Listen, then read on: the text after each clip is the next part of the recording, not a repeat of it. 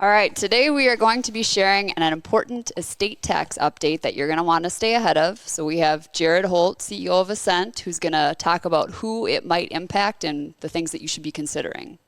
Yeah, so we're going to keep this really high level, more or less just to give awareness right now so people get thinking about this. So the Tax Cuts and Jobs Act went into effect via Donald Trump a handful of years ago.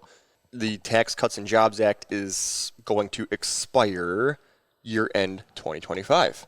When that expires, unless the laws change, unless Washington does something proactive to change it, the lifetime estate and gift tax exclusions are going to roll back.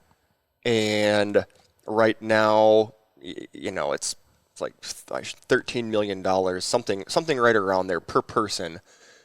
Basically, if you don't have a net worth over $13 million per person, 26 million married couple, keeping it simple, then you don't really have an estate tax issue. But those laws are planning to roll back, and when you talk to other professionals, CPAs, attorneys, the guess is that will roll back to right around $7 million per person. Yep. So it's still a pretty high number for most people, meaning that you have to have a net worth of over 14 million for a married couple for this to still be an issue. But it's an issue. I mean, you look at a lot of our clientele, they've had a lot of profit the last handful of years. Land values have gone up significantly. Overall assets have appreciated, and clients are having a bigger net worth than they ever would have thought about before.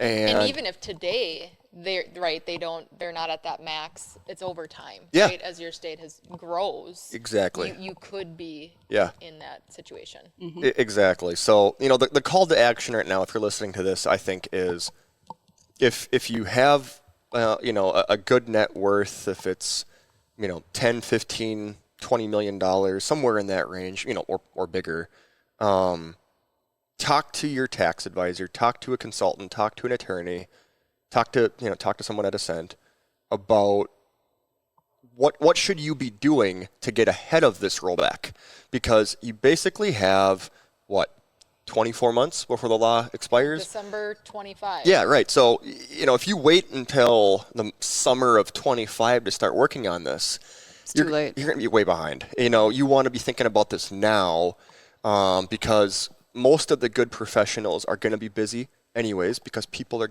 working on this, are going to get in line, and you don't want to catch yourself making decisions under the gun, under the fire.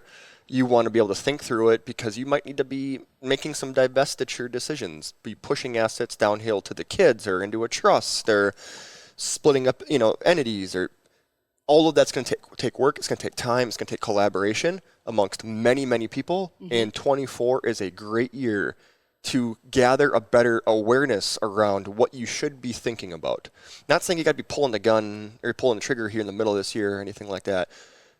You can wait, but you should have your ducks in a row as to what direction you would go, and get ahead of it. And, just as an example, Jared, is we work with some of our clients. I mean, some of these really high net worth, 60, 70 potential $1 million, in 20, 30 years, they could potentially save millions in taxes. Oh gosh, millions and millions, by yeah. doing this. So spending, the time and the resources in getting a plan in place is really peanuts compared to what the tax savings is at the end of the day. You're spot on. We have no idea what Washington's going to do in the future. We know that we have rising debt, in our country with our government spending.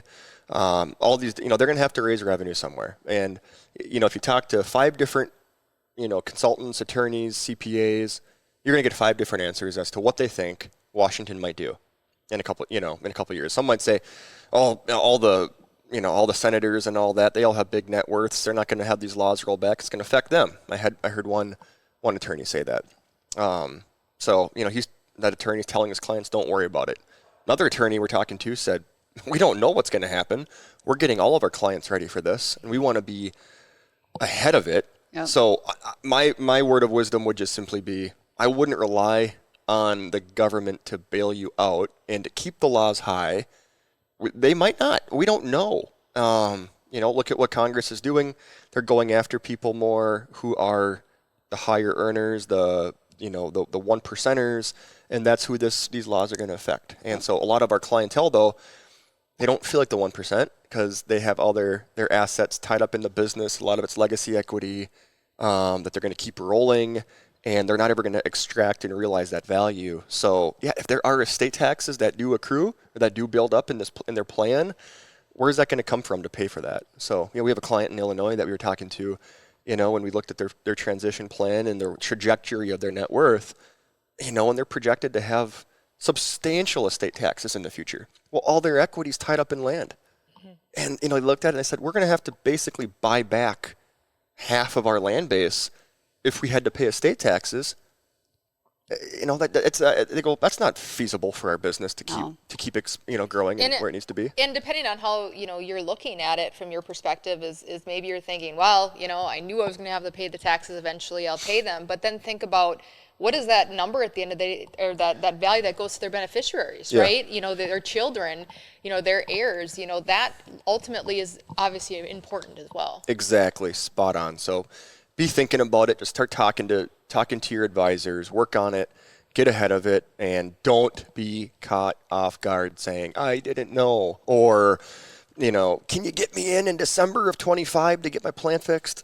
You don't want to wait and make those big life decisions under the gun. Yep. Yeah, so absolutely. And mainly, you're working with CPAs, you're working with attorneys to get this done. They're all busy at the end of the year too. Yeah. Finalizing, year-end tax planning and getting ready for new businesses and entities forming. So they've got their hands full as well. This won't be something that they can just slide in and get done. Yeah, absolutely. Well said. Thanks so much, Jared. Really appreciate it. That's all we have for today. Thanks for listening to Legacy Leaders. We'll see you next time.